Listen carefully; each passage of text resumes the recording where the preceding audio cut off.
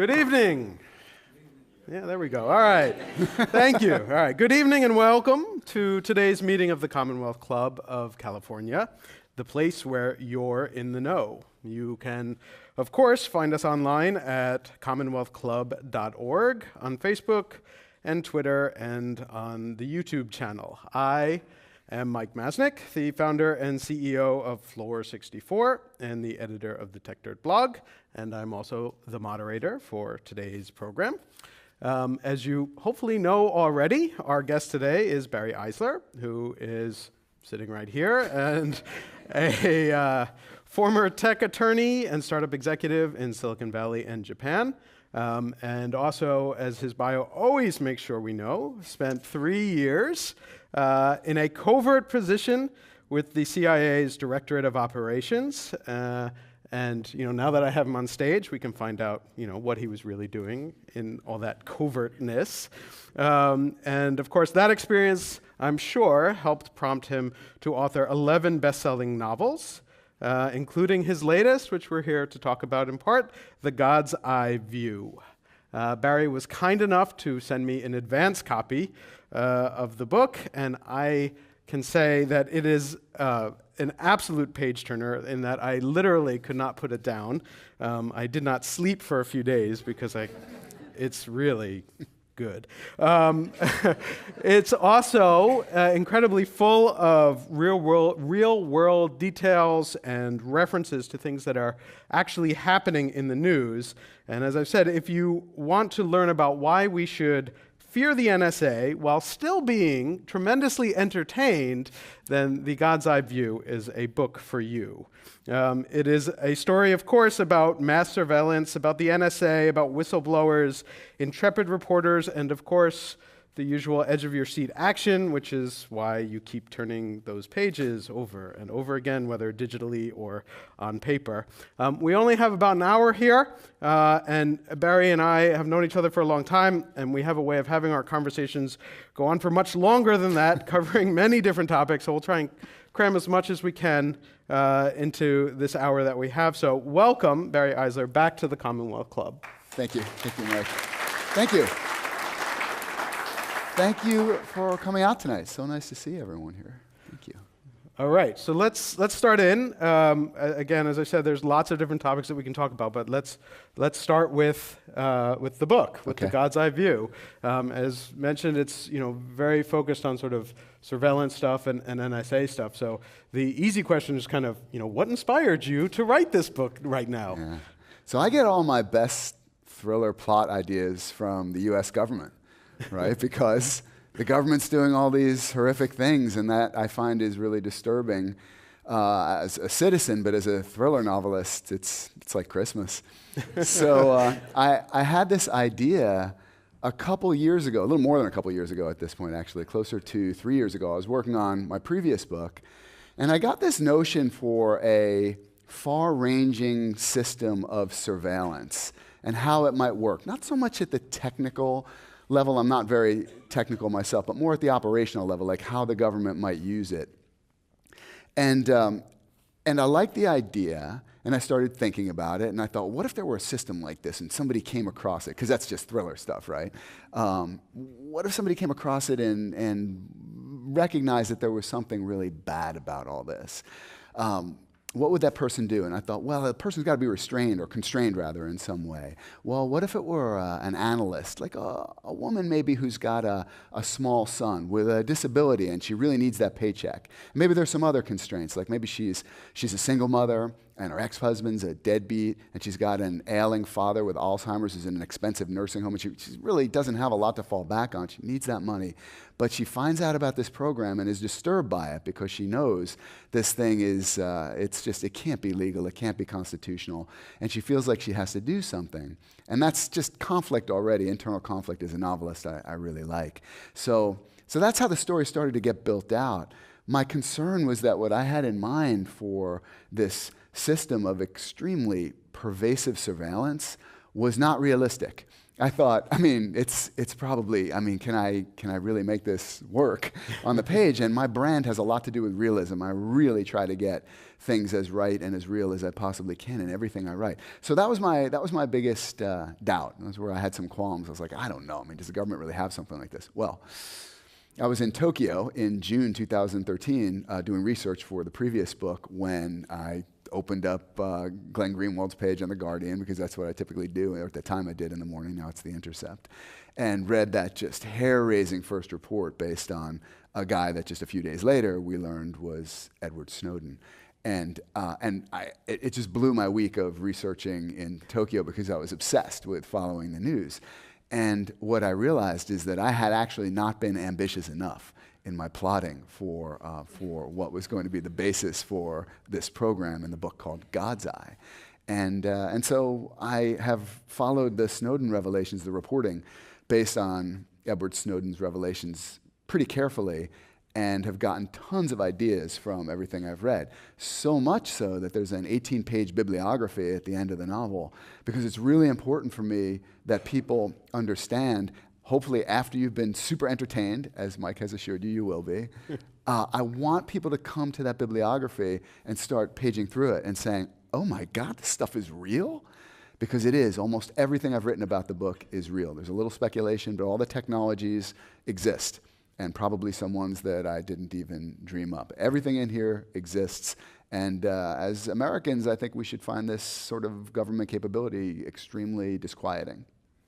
So, in talking about Edward Snowden, there's always sort of this big debate about, whistleblower or traitor, I guess, if you want to go to two extremes. Yeah. And you've been somewhat vocal in sort of talking about your opinion on that. And I know that, a lot of other alumni of the intelligence service may come out in a different position than you do. So, where do you come down on that question, and kind of what are your thoughts on Edward Snowden himself? Right.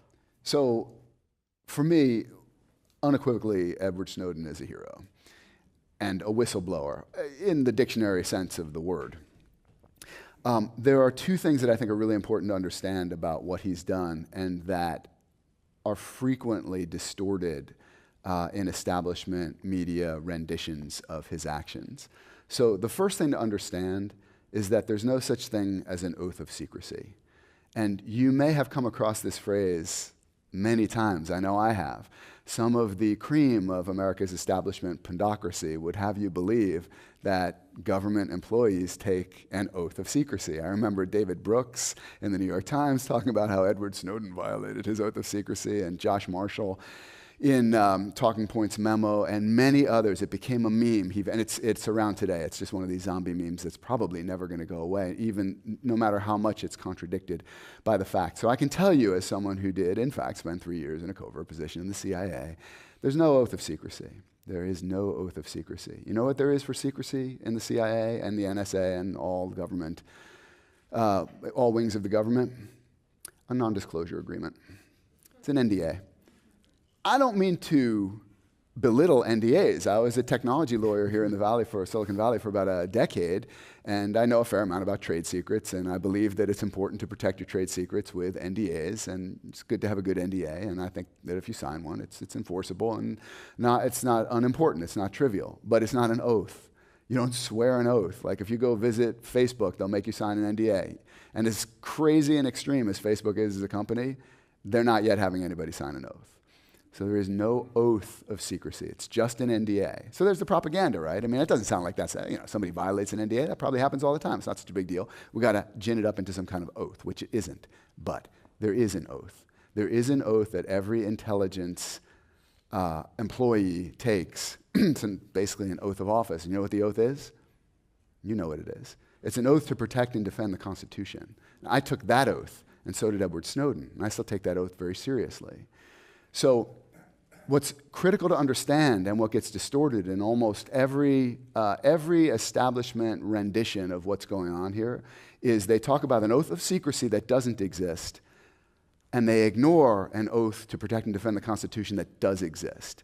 to have an honest conversation, a reasonable conversation, like a reality-based conversation about what Snowden did, regardless of whether you think his actions were warranted or not, you have to account for the fact that he had two competing imperatives. One is his NDA, and the other is his oath to protect and defend the Constitution. And you may think he made the wrong decision, and I wouldn't agree with you, but I would respect that point of view. You would say, no, actually, his oath to protect the Constitution wasn't in play. And these programs, even though at least two federal courts have subsequently found these programs to be, in fact, unconstitutional. Forget about that for the moment. You could say his oath to protect the Constitution did not come into play, or he should have done it some other way, or whatever. But you have to acknowledge that he did swear an oath to protect the Constitution. And I believe that he legitimately, honestly believed his oath was in play. And yes, it contradicted with his NDA, and he was in a position where, like a novel and a character in a good novel, he had to decide which one of these things was more important because he couldn't have it both ways. So that's one thing that's really important to understand. You just never hear, it's all about the oath of secrecy that doesn't even exist. That's one thing. And there's one other thing that I think is important to understand. It makes me a little crazy. I have had this conversation with journalists or people who call themselves journalists. And it's amazing how much they want to focus on the fact that, well, he broke the law. I mean, that's another meme, right? That's another talking point. You hear that all the time. He broke the law. He broke the law. And they think like that's where the conversation should end. And what's curious about that to me is, yeah, he did. He broke the law. He signed an NDA, said he'd keep this stuff secret, and then he gave it to some journalists. So you got me. Edward Snowden broke the law, like golf clap. But he revealed criminality, vast criminality, on the part of our government. And if I have to focus my journalistic attentions on the criminal wrongdoing of an individual on the one hand versus criminal wrongdoing by the entire government on the other, well, which one is likely to cause more damage? A lone individual citizen breaking the law or the government breaking the law? So I feel like, look, if you want to acknowledge that Edward Snowden broke the law, it's fine, he did. But you can't, in my opinion, legitimately stop the inquiry at that point when the government criminality that Snowden revealed is so much more damaging. Now, the response to that is often, oh, come on, what if everybody did what Snowden did? I love this, man. I was like, what a wonderful world that would be. But forget about that for a moment. It always interests me when people want to introduce fantasy scenarios as a way of avoiding talking about reality. Because here's the reality. Whistleblowing is incredibly rare. Why is it rare? We know why it's rare. A lot of reasons, and one of them is the risks and punishments that whistleblowers face are huge. They're draconian. You see what happened to Thomas Drake, Bill Binney, Colleen Rowley, Jesselyn Radack. Chelsea Manning was tortured, according to the UN Special Rapporteur against Torture. So becoming a whistleblower is a huge act of courage and conscience and conviction. Not many people, empirically, not many people are willing to take the risks. We know that, right? So having a fantasy conversation about what would happen if everybody did something that demonstrably only a few people are willing to do it's just a dodge. In fact, whistleblowing is really rare. Government criminality exists. So to avoid discussing government criminality for purposes of having a fantasy conversation about what the world will be like if everyone were free to disregard an NDA is, again, a very strange thing to me. And if it's not deliberate propaganda, then it's probably being driven by thoughtlessness. And I think, propaganda or thoughtlessness is not a bad rubric for understanding most of what passes for establishment journalism in America today. Am I being too much of a downer? Because I'm actually kind of a funny guy sometimes. Yeah, no, I think it's good.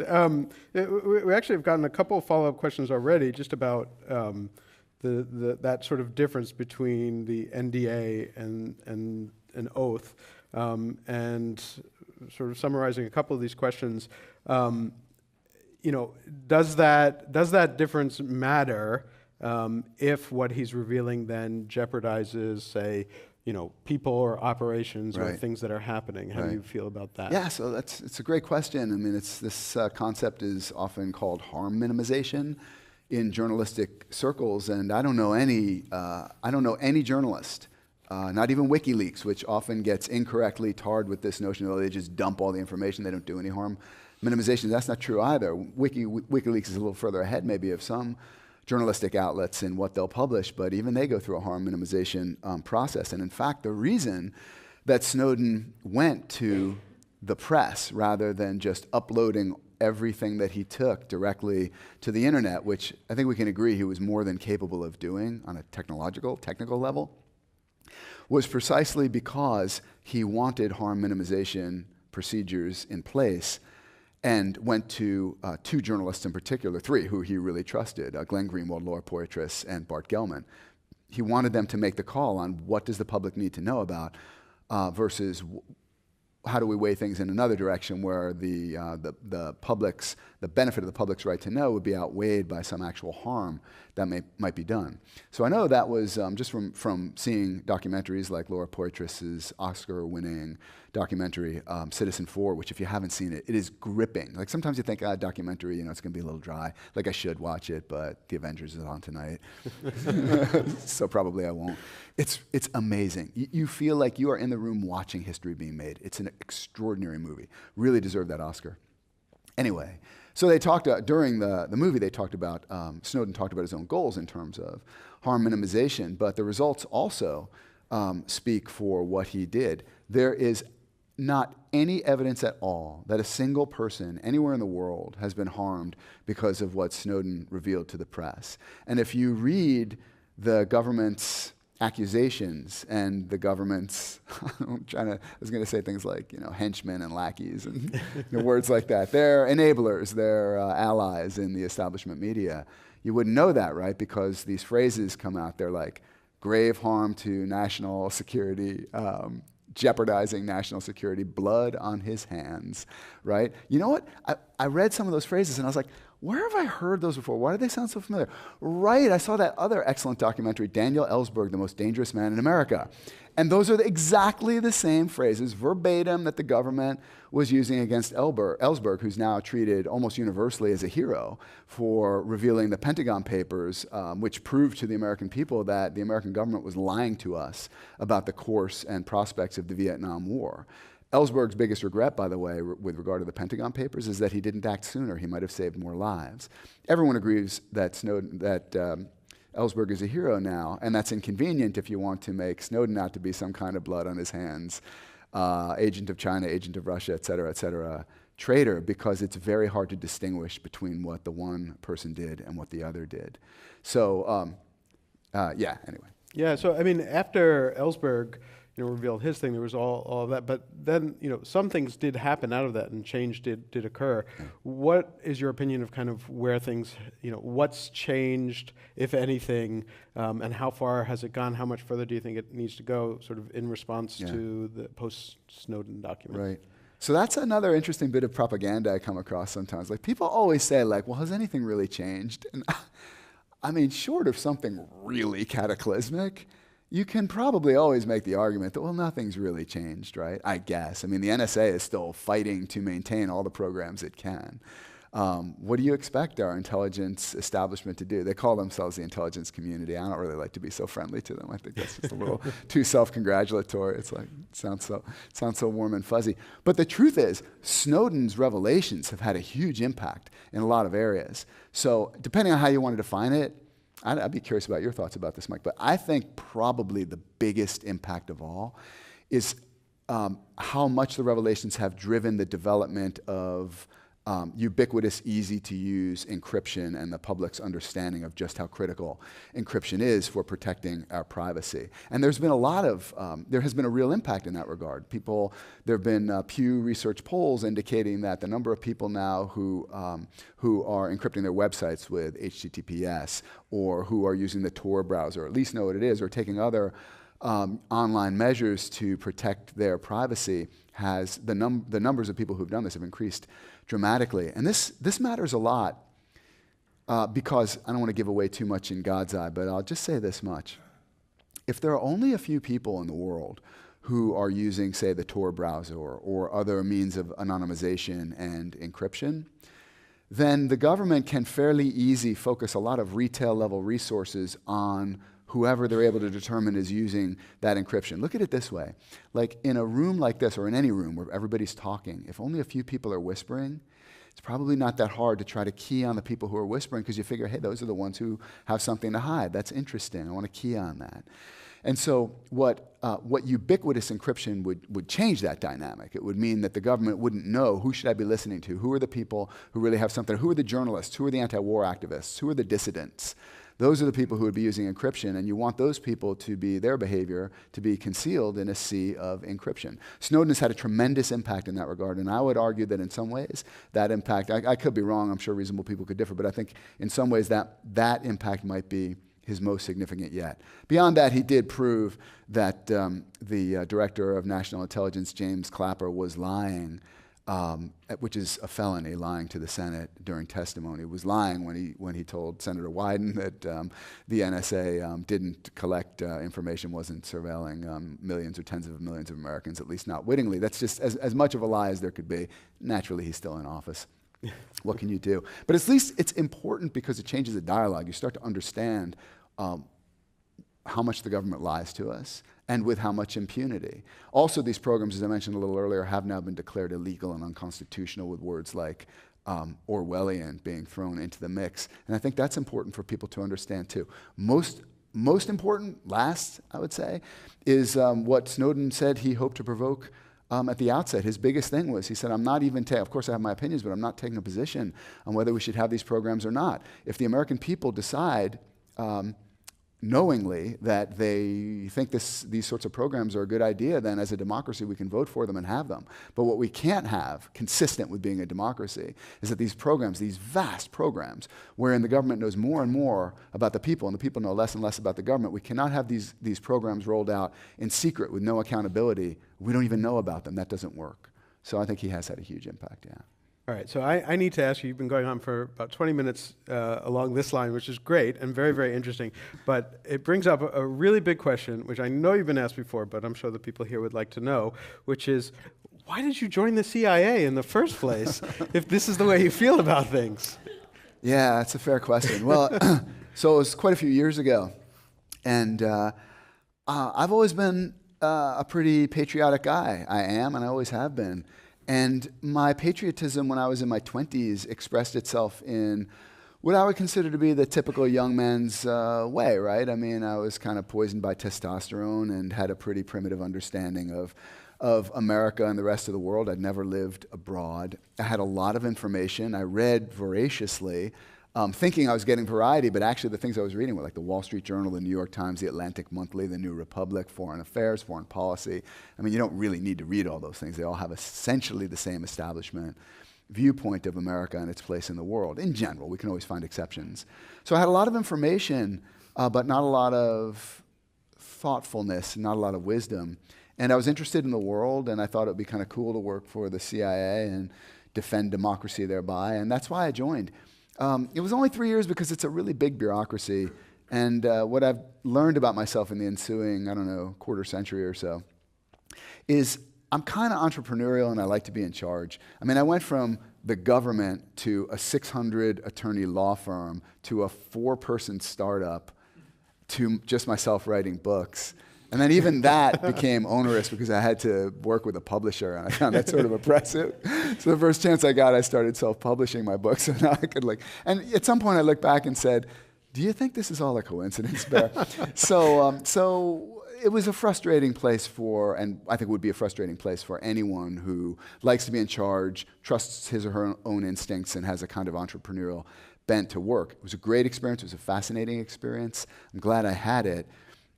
It's just that now I realize that what America really needs to be as strong as possible in the world, although that's only one value, I think it gets overstated. I mean, strength is one value of many.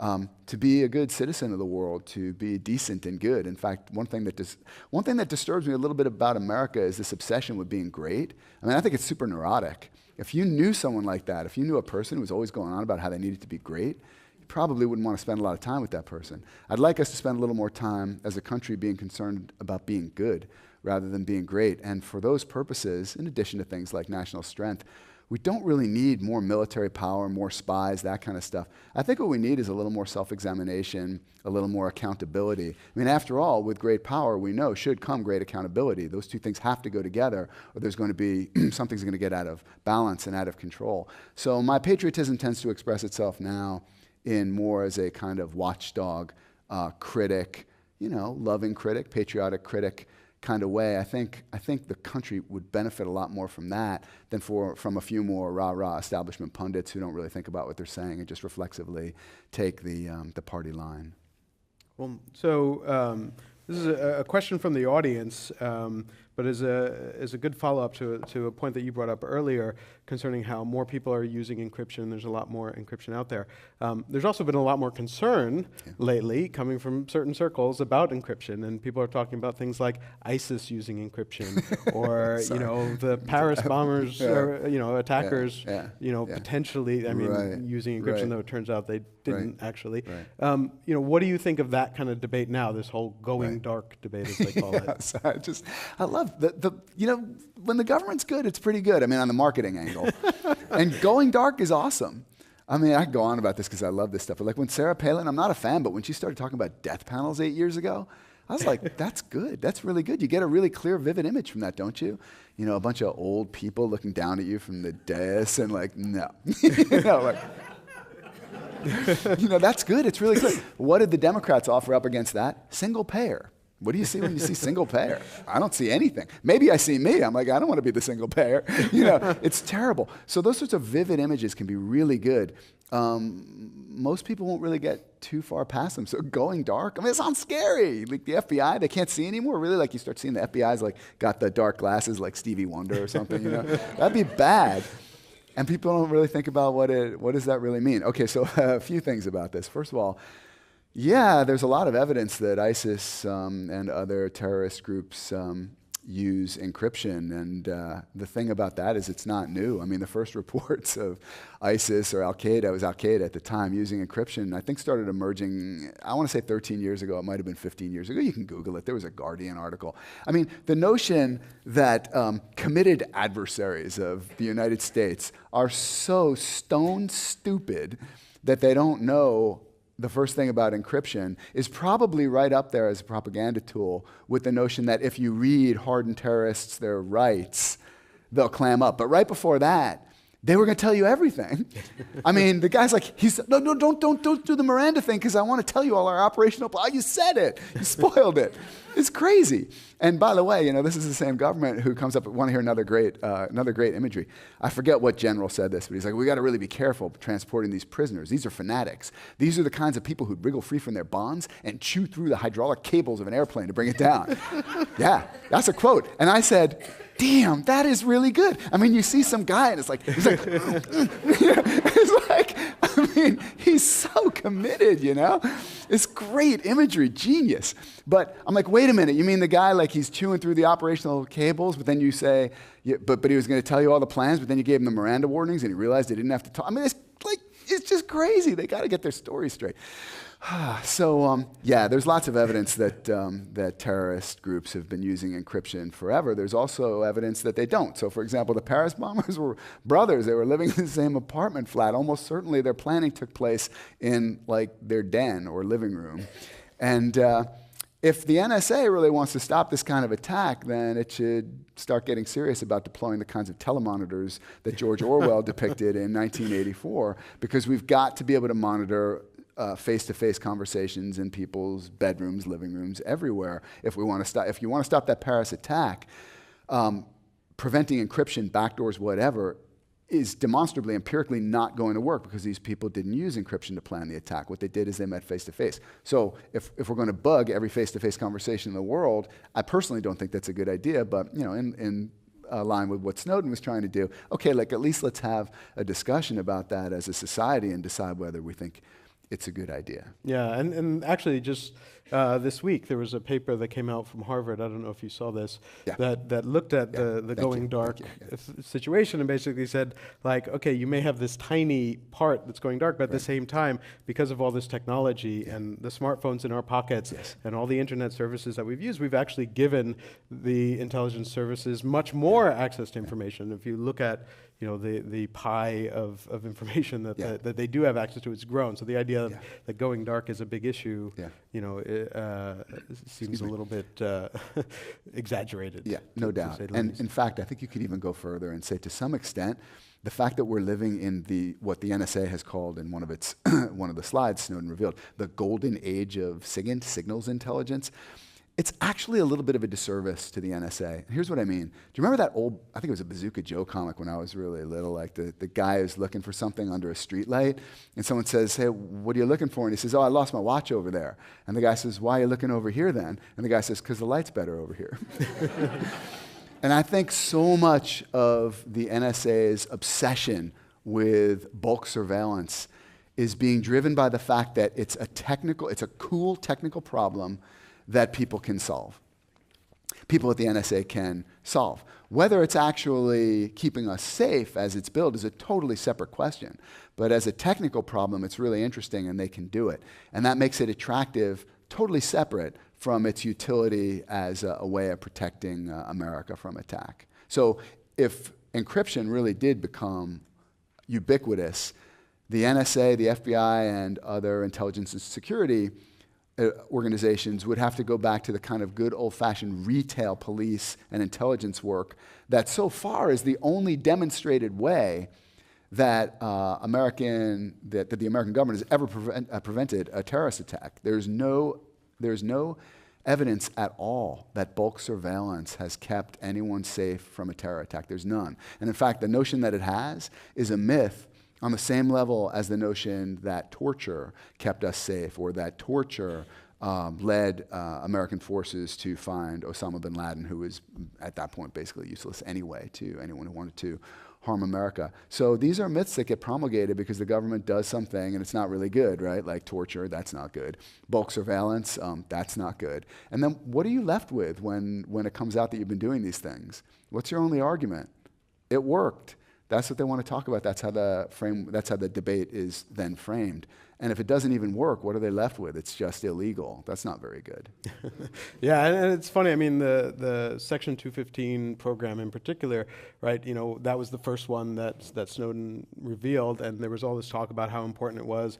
And then, Congress, some people started to ask questions and drill down, and finally said that it had stopped like 42 cases of terrorism. And they started to push back, and they're like, well, okay, not really. It stopped 13. Right. And then they asked again, and basically they said, okay, it was one. Yeah. And then they said, well, what was that one? And it was like a cab driver in San Diego who had sent a couple $1,000s to somewhere in the Middle East, and that was the terrorism. Yeah. He said, okay, so we have all this program where we're spying on basically everyone in America, and you caught one guy sending $1,000 to the Middle East. Exactly. Seems like maybe disproportionate.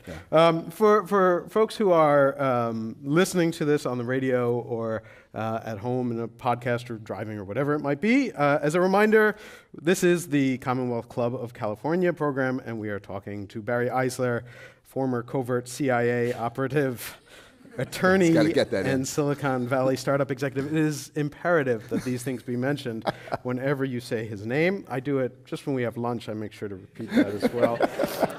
But most importantly, he is the author of many best-selling thriller novels, including the latest, The God's Eye View. And I am Mike Mastnick, your moderator.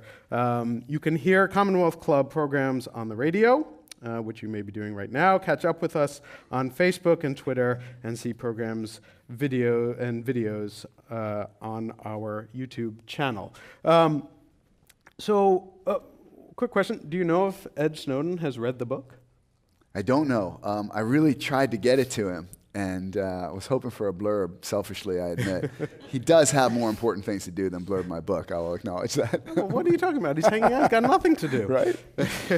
But no, so far nothing's really come of it. But, it's not too late for a tweet. So, Ed Snowden, if you're listening to us tonight, and who knows, you may be, go ahead and tweet it out, man. We can hope.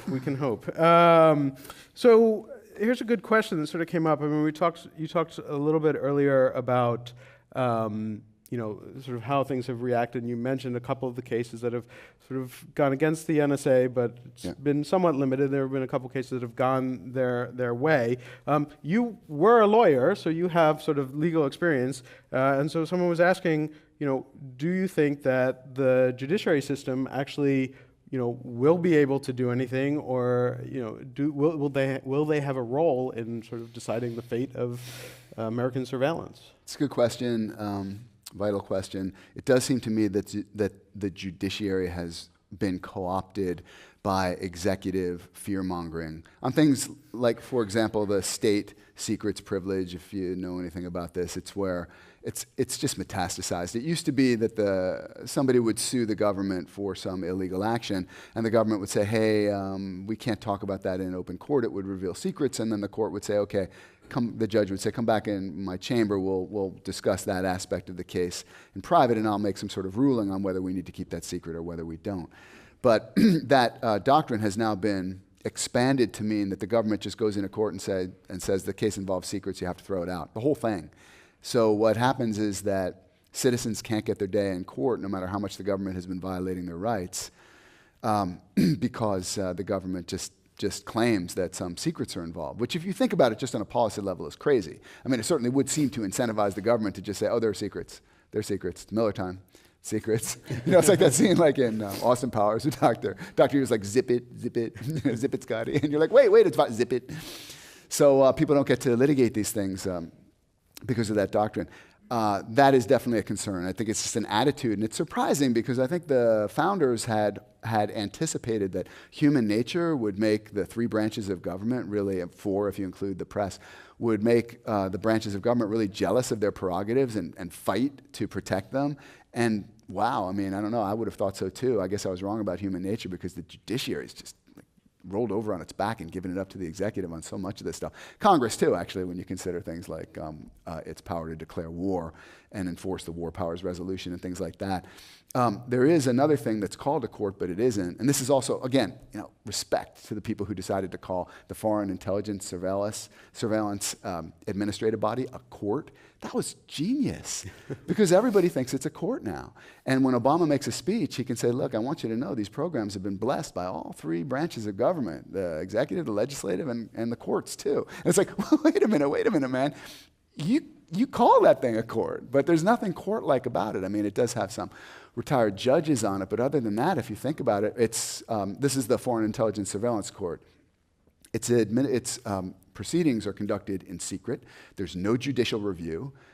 There is no adversarial party in the courtroom representing the other side of the case. I mean, it's just not a court. You can call this a lot of things. To me, it's more like the Office of Professional Responsibility or something in the Justice Department. It's an executive advisory body, but calling it a court was genius. And it's there really its purpose is to rubber stamp what our intelligence bureaucracy wants to do, and that is, in fact, its effect. I forget the numbers, but it's something like out of 30,000 government requests to conduct bulk surveillance, maybe 11 have been rejected, or so it's like a 0.003% rejection level. And even those they've come back and dotted the I's, crossed the T's, and those things got through. So yeah, there's not a lot of judicial pushback on any of this that I'm aware of. All right, I'm going to shift gears a little bit. I know a lot of people here are obviously big fans of yours and your previous books, and I have a whole stack of questions here asking about when the next John Rain book will be coming out. So. Sorry about that. I got a little political there, didn't I? I did a signing at Kepler's bookstore in Menlo Park last night, and I was trying so hard not to be political, just talk about the book, and here I seem to have gone in the other direction, so apologies. Sorry, I think that's my fault. No. I mean, as you can tell, I'm kind of into the political stuff too. So whoever asked the question, thank you. John Rain is my half Japanese, half American assassin whose specialty is making it look like natural causes. There have been 8 Rain books, including my previous book, Graveyard of Memories, which was a prequel. I really love that book. I mean, I do love all my books, but I really love Graveyard of Memories. You will definitely see more Rain. And in fact, there's a book I'm almost done with that I'm working on right now. It's due at the end of March. It's awesome. I love this book so much, and I could talk about it, but what's the point because it's not even out yet. But as soon as I'm done with this one, which is another standalone, the next book is another Rain prequel that takes place about 10 years after the events of Graveyard of Memories. And so a related question on that, because again, there are a lot of John Rain fans here, which is not surprising and certainly a good Nice thing. to hear. They're just asking, so what drove you to create that character in the first place? I was living in Tokyo in 1993, and it was an electrifying experience for me. I was training in judo at a place called the Kodokan, which is the birthplace of modern judo. It's judo mecca. I mean, if you're into judo, even if you don't make it to the Kodokan, you want to make it to the Kodokan. Everybody wants to at least have trained at the Kodokan. Yeah, you're nodding, you know. Okay, so what a place. So I was it was like a dream come true to train there. And I was really into Tokyo. It's still my favorite city on earth. Respect to San Francisco. This is my second favorite city, but honestly, Tokyo, there's just something about it. I love it. I'm glad to live here. But Tokyo was just electrifying to me. I can't say why exactly, but the first time I went there, it was like metropolitan love at first sight. And my wife and I had made all these friends, really interesting people, some expats, some Japanese, and they were taking us to these jazz clubs they're called live houses at Aibohasu, training at the Kodokan, as I said, all these great whiskey bars and coffee places. And during all of this, an idea was really an image that came to me of two men following another man down the street in a part of Tokyo called Shibuya. The street is called Dogonzaka for anyone who knows the city. And I wasn't even there at the time. I was actually on my way to work. I was a lawyer at the time. But it was a really vivid image, these two men following another man down the street. And I started asking myself questions about that image, like, well, who are these guys? Who are these two men who are following the other man? Why are they following him? What did they do? And then I realized, they're assassins. They're going to kill him. Which, if you think about it, is a little bit of a strange, kind of an ink blot test question. But that was my answer. They weren't going to help him, He didn't drop his wallet, and they're like, sorry, you lost it. They're going to kill him. But then the answers just led to more questions, like, okay, but why? What did he do? Who hired them? How did they become assassins? How do you become an assassin? And I started writing it thinking it felt like a story, which it did. And, 8 years later, the story was a novel, and I sold the rights, and that's how it all got rolling. One more John Rain question. As I said, we got a lot, and I'm not going to read them all, but someone was asking, I know this question has come up a bunch as well in other venues. There was talk, at least, that there was going to be a series, potentially with Keanu Reeves. Yeah. So someone was asking kind of what is the status of that, if anything? Right. So the Keanu Reeves television series, well, it's hard to say. I've been through the whole somebody buys your rights and tries to set something up, movie, television, whatever, a few times now, more than a few. And it can be really exciting, but I think the best advice I can give for any writer who winds up in this position is try not to get too excited until you've actually made the popcorn, you're sitting down with the remote control, and it's 9 o'clock Sunday night or whatever. But, will it happen? I don't know. It's been a lot of fun. This one's been the most fun and exciting for me of all of them because, Keanu is attached. I've gotten to meet him a few times. You want to hear a couple Keanu stories? I don't know if we got any fans in the audience. Okay. I think he's awesome. And I've always wanted Keanu to play John Rain. People always ask at book signing. So from the early days, like 14, I did the launch signing was at Kepler's last night, and I realized, wow, this is my 11th launch signing at Kepler's. The first one was in 2002. It's been 14 years. It's crazy. Last night when I read a passage, I had reading glasses. It wasn't like that. Wasn't like that 14 years ago. So anyway, so people have always been asking me since the earliest signings, who would you like to see play John Rain if it were to happen? And Keanu's always been on my short list. So anyway, about a year and a half ago, a mutual acquaintance who's in Hollywood said, hey, I gave Keanu your books. He really likes them, and he'd like to meet you. So I said, no, I'm way too busy. I said, yeah, sure. So the night before I drove down to LA, I'm sitting at the kitchen table with my wife and daughter, and I'm like, well, how do I do this? I don't really, I never really met a movie star before. And I try to imagine these things, and I thought, correctly as it turned out, I was right about this. I'm like, I think it might be a little weird because I've been watching this guy's movies for like 25 years. I mean, all the way back to Bill and Ted's Excellent Adventure. So I sort of feel like I know him. That's how it is with a celebrity, right? You feel like you know the person, but you don't. You definitely don't. And I feel like it must be kind of weird when you meet that person feeling like you know them, even though you don't. And then you don't know what to say. Like if you just meet someone at a party, then it might be like someone might say, oh, this is Mike Mastnick. He runs a fantastic blog and company, Techdirt, and does all kinds of internet security issues and intellectual property issues. Oh, that sounds very interesting. How'd you get into that? But it's just different when you feel like you already know this person, right? So I was trying to get ready for that, just to think about it. Be like, so anyway, my daughter Emma says, she says, well, Daddy, I don't think you should bring up Bill and Ted. And I said, why is that, baby? She says, well, because, she loves that movie. It's just a great movie. It's really held up, too, by the way. But she says, it really put Keanu on the map, but he plays kind of a dumb guy in it. Good heart, but, not the best head.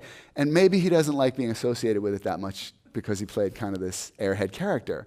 And I said, that's a good point. All right, thank you. Good advice. Good advice. So then I drive down to LA. I'm walking across the studio parking lot, park my car, walk across the parking lot. And there's Keanu Reeves outside having a cigarette. I'm like, okay, that's Keanu Reeves. This is surreal. So I walk up to him, and he sees me coming, and he goes, Mr. Eisler. That's a very, very good Keanu Reeves impression. Mr. Reeves. And I had just watched his movie, Man of Tai Chi, which is his first directorial effort. Good movie. I'd watched it, because again, I'm thinking, I want to have something to talk about. I want to say, hey, man, I saw Man of Tai Chi. So I watched it. And he says, just finished your second book. Really liked it. And I said, thank you. I just finished watching Man of Tai Chi. And I'm feeling a little nervous, So I said, I just finished watching Man of Tai Chi, which in my house we call Motzi because we like acronyms. And he's like, okay.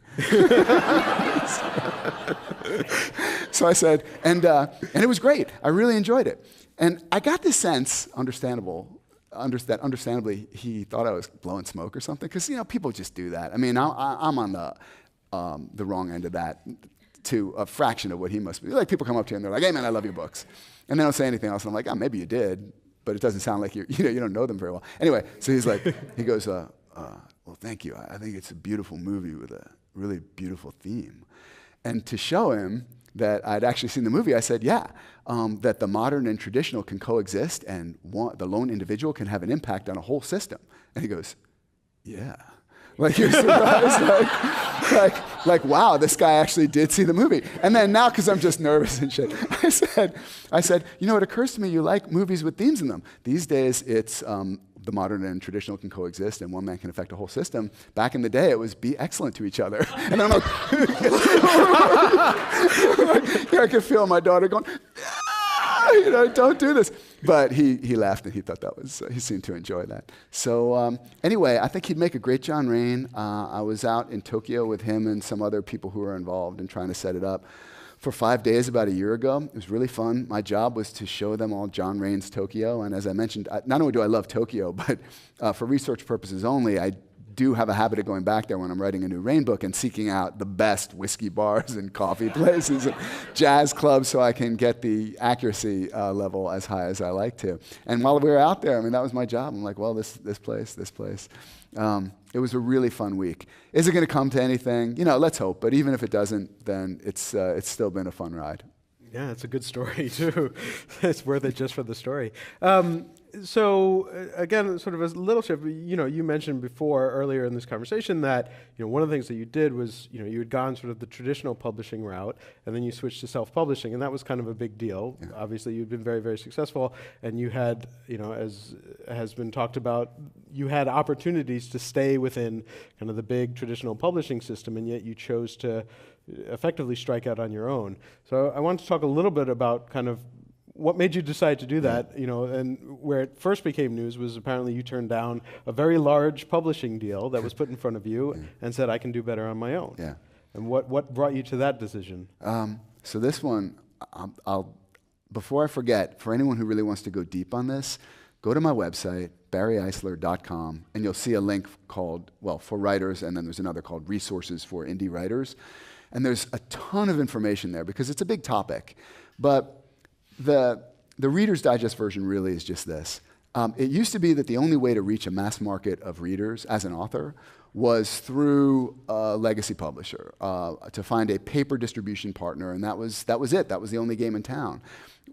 Generally, what we now call the Big Five, the New York Big Five, or a smaller publisher, but that was it. Digital book distribution, ebooks, has changed all of that. And now, as writers, we have 3 broad choices. You could argue it's 4, but three broad choices. You can go the legacy route. It's tried and true. It's still here. It still works. You can go self-publishing, which means you keep a lot more per unit. It's more a digital distribution, an online play, than it is a brick and mortar paper play. But you keep a lot more per copy. And it is absolutely empirically proven to be a viable way of making a living as a writer. There are thousands of writers who are making real money self-publishing. They didn't come out of the legacy world. They're self-publishing pure plays. So it's totally viable, and it's great. And another way of doing it is Amazon publishing. A lot of people don't know. They think of Amazon publishing as self-publishing. Amazon did establish a self-publishing platform, Kindle Direct Publishing, KDP, and that's the Amazon self-publishing thing, KDP. But Amazon also set up a more traditional publishing operation where if they like your book and they want to publish it, then they'll make you an offer, sign a contract, they'll pay you in advance, and your per unit royalties will not be as high as if you self-published. That option to me is a kind of hybrid between the legacy route and self-publishing. And again, I could talk about this stuff until probably everyone would be like checking their watches and stuff. But the biggest thing for me is this. The revolution in publishing is now being driven by choice. Writers have choices now where before we really didn't have any. And for me, that's incredibly exciting. And based on my own circumstances, 4 or 5 years ago, when, there was a nice, healthy 6-figure 2-book deal that had been offered to me. I just ran my numbers and I decided that I could do better if I self-published the next book. That by making 4 times as much per unit in digital, I would wind up making more money. It's more complicated than that. There's more to it. It wasn't just the money. I mentioned I like to be in charge. That's part of my problem at the CIA. They wouldn't put me in charge of the place. I mean, I would have been pretty good. I was 26 years old. I was pretty seasoned. You know? Nobody was listening to me. Crazy. Anyway, so I like to be in charge, and it's uncomfortable for me to delegate critical business decisions. If I do, the people who are going to be in charge of those decisions due to the delegation have to be ruthlessly squared away, which is not a phrase most people would associate with any New York publisher. So I wanted to be in charge of all the business decisions. And also with self-publishing, you get much faster time to market. That was important to me too. But there's no one size fits all. There's no answer that's going to be right for everyone. You have to ask yourself a lot of different questions. And if you're curious about this sort of stuff and you're trying to decide for yourself what publishing route makes the most sense for me, go to my website. There's really a lot of good information there. It goes pretty broad and deep and could be more helpful than just this quick overview, I think could be.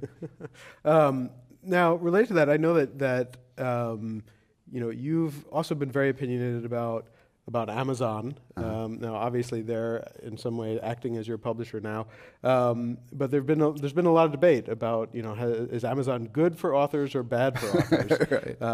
And so I wanted to get your take on it.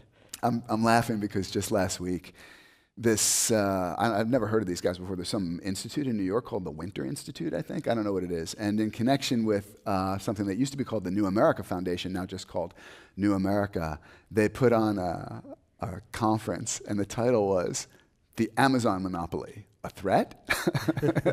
It's so awesome. It's like J. Jonah Jameson from Spider-Man. Spider-Man, menace or threat? I'm like, I don't know. It's almost like the monopoly. Is the monopoly a threat? This is if you look up begging the question, this is the example that should be in it. So I got a kick out of it, and their panelists were just the most incestuous group of Amazon derangement syndrome people you can possibly imagine. Not only did they have Douglas Preston, who's I'm trying. I don't know what it would be. He's not able to think about these things clearly, which is what happens when we get in the grip of powerful emotions. That's why powerful emotions can be dangerous. They tend to occlude reason. And that's where Doug Preston is on Amazon and publishing. But it wasn't enough that they brought Doug Preston in here. They actually had to bring his agent, too. So I was laughing about that. I'm like, why don't you just clone the guy? Why don't you clone him, and then you could have an extra panelist. Okay, here's my quick and dirty take. In case you haven't been able to guess from some of my remarks about surveillance in the government and the establishment media, I don't like and I don't trust establishments. And the New York publishing establishment is about as self-serving, incestuous, insular as you can imagine. I could go on and on about this, and occasionally I have, even at places like Digital Book World, where I don't think they realized quite who they were inviting to speak. Publishing is run like a cartel, not because they're bad people. They're not evil, or at least they're no more evil than anybody else. It's because they're human and subject to all the usual human inducements, incentives, disincentives. There has always been so much product, so many stories, so many books chasing such limited bookshelf space that it's just a massive seller's market. There was never any incentive to there was never any competition. There was never any incentive to innovate, to serve authors better, to compete for author services. And this all works for the establishment itself, for the club. That's not my word, by the way. They call themselves a club, as revealed in the government's subpoenaed documents in which the government proved this price-fixing conspiracy on behalf of the New York Big Five and Apple. They think of themselves as a club. That's a nice way of saying cartel. I don't mind. I'll give them the kinder word. They're a club. And Amazon's entry into publishing, the advent of digital books, the advent of self-publishing and digital book distribution has shaken up that cozy, incestuous, moribund club like nothing ever has. Of course the people in that club don't like it. I don't blame them a bit. They're like a bunch of boxers who are in a club and they've all decided that they're not going to hit that hard. And they're going to outlaw some things like, it's like that left hook, man, back in the day when people could throw that left hook, that really tagged me. My jaw hurt for days. Let's not do that anymore. You're right. Why do we need to? And you can win this match and I'll win the next match.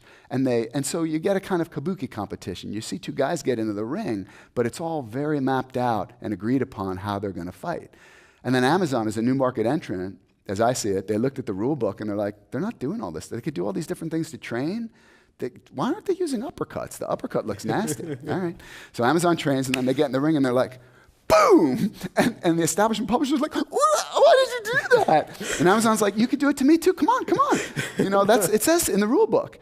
And that's what's going on. That's the dynamic. And people like Doug Preston can't get it. It's just the way of the world.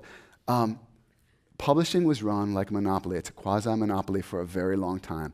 What happens in monopolies is they get lazy and complacent and out of shape. It's what happens. Why wouldn't they? I would too. How do we know? We're just lazy as humans. How do we know this?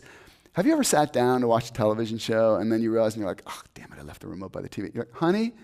You're like, honey, honey? And it's like there, But you're too lazy to get up. You just don't want to do it. That's how lazy our species is. But what happens if the house is on fire? You're like, beeline to the door, no problem, suddenly not lazy. Competition is like that. So if there's an industry that's completely protected from competition, then the culture of that industry will get to the point where it's like, honey, could you?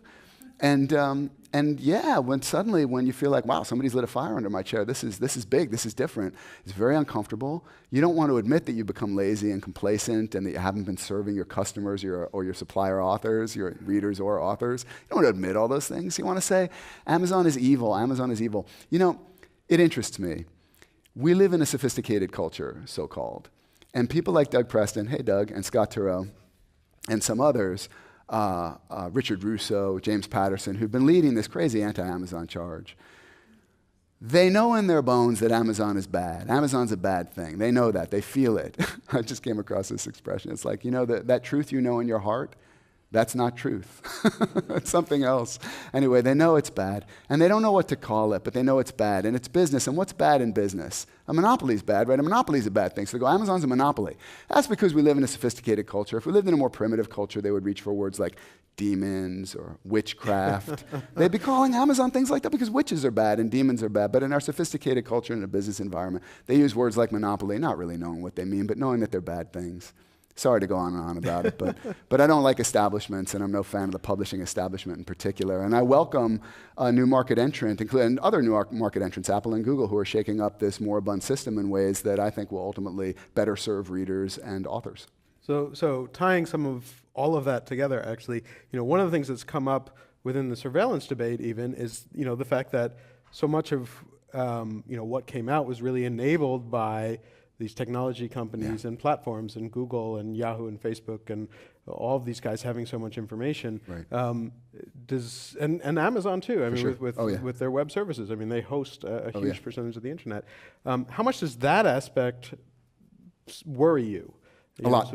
In terms of what is the role of the technology companies within the surveillance? I should probably talk about it more because I tend to focus on the government, but the truth is, corporate surveillance, the amount of data that's available to giant international conglomerates is also breathtaking. And the most disturbing thing, obviously, is this kind of oligarchical nexus sharing of information and capabilities in so-called private industry and the government, and really working too closely together.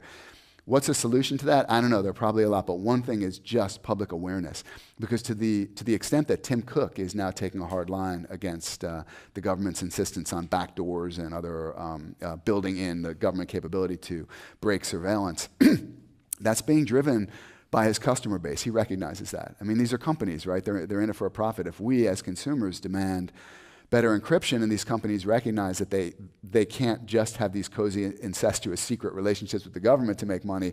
They also have to make consumers happy. There's a better chance that they'll start building into their products better end-to-end encryption that will actually protect our privacy. Cool. So here's a quick one that somebody wanted to know, which was asking effectively how much you've plotted out your life in advance, and saying, did you happen to join the CIA to serve in that role with the idea of kind of turning your life into a John Grisham kind of thing, where you would then take that information and become this massively successful novelist? Isn't it pretty to think so? I'd love to take credit for that kind of foresight. I didn't really figure out what I wanted to be when I grew up until I was about 40. So I bounced around a lot, and in retrospect, it can seem like it was fairly carefully planned because so many of the experiences I've had wind up going into my books. But I think there's a name for this logical fallacy. It's called like the reverse bullseye logical fallacy or something. It's like if I shoot an arrow at the wall and then I go out and draw a bullseye around it. And that's kind of what's going on here. I mean, just naturally, my experiences inform my novels, right? So it seems like, you slick bastard. It's like setting that novel in New Jersey. Did you pick New Jersey? Well, no, my parents, they had me there. So it can really seem like that. I'd like to take credit for that kind of foresight. The truth is I feel really, really fortunate because until I started writing full time, until I got published and started doing what I do now, I always felt a little bit like I was living someone else's life, and not in a super objectionable way. I mean, my life was pretty good, I think, by, historical standards. I was a pretty good lawyer. I enjoyed various aspects of it, but I never felt like it was really me. And I used to sort of joke with my wife, and I'd say, I feel like a traveler, philosopher, writer trapped in a lawyer's body. And I did kind of feel that way. So I feel very fortunate that I wound up, that I was stuck with the writing and I wound up getting published and was able to use all these experiences I'd had and places I'd been. But yeah, it really wasn't planned. Well, that's a less exciting story than to have plotted it all out. It wasn't quite as diabolical. Yeah. Well, that's disappointing, unfortunately. But we've reached the point in our program where we have time for one last question, and I'll go to the audience once again because they submitted lots of wonderful questions. So thank you very much. And it says here that I also read the New York Times, the Atlantic, the New Republic, etc. What else should I be reading to get the truth or at least different perspectives? And I think that's Techdirt. I did not write this question, but I'll take the perfect setup. This is really not a quid pro quo. Seriously, Techdirt is awesome, and Mike's columns in particular are, I'm sorry, it's just true. I'm going to talk about you as though you're not here. They're so smart, they're so well informed, they're so insightful, and they're so well written. Really, really a great spot. So Techdirt, for any of these issues we've been talking about, surveillance and privacy, these sorts of things, and some others, but in particular surveillance, privacy, great website. And then, God, off the top of my head, I'm a big fan of The Intercept. I've been reading Glenn Greenwald religiously now since I discovered him, he was with Unclaimed Territory, before even Salon, so it's been a while. I think Glenn is terrific. And he, Jeremy, and Laura have put together a fantastic team of really smart, interesting people covering topics that I think are critically important for America and the world over at theintercept.com. So that would be another one. The Intercept actually figures in the new book. One of the characters is a reporter for The Intercept. So that would be another one, and now I feel like I'm going to. And Shadowproof is great. What else do I get a lot of my news from Twitter, from following people rather than so much like institutions that I like, and then those people will either link to something they wrote or something that they think is interesting and worthwhile, and I'll follow it that way. And what happens is, I hadn't thought about this before, but it's interesting. It's almost like when I was a kid and you buy an album, then you could see everything in front of you and you rapidly get to know the names of the songs and everything. But with MP3, I don't know, it doesn't seem to work that way. I'll know the music, but I never really know what song is playing. And it's kind of like that with the way I get my news. But yeah, off the top of my head, Shadowproof, The Intercept, Techdirt, Marcy Wheeler's fantastic, emptywheel.com. I mean, she's awesome, yeah. Yeah, incredible. I feel like I'm leaving a lot of people out, and if you're listening, I apologize. Because hey, you know where you can find more? The 18-page bibliography I mentioned earlier. That's got a ton of great stuff in there. A guy named Jay Rosen, media professor at NYU, really, really smart, insightful guy. And so anyway, that's a lot you can find in the back of my book, The God's Eye View. Great. Well, we'd like to extend our thanks to Barry Eisler, once again, a former covert CIA operative, attorney and Silicon Valley startup executive, and the author of many best-selling thriller novels, including his latest, the wonderful The God's Eye View, which if you have not purchased yet, you are mandated to make sure you do it before you leave this building. I am Mike Mastnick, and now I'm supposed to grab this meeting of the Commonwealth Club of California, the place where you're in the know, is adjourned.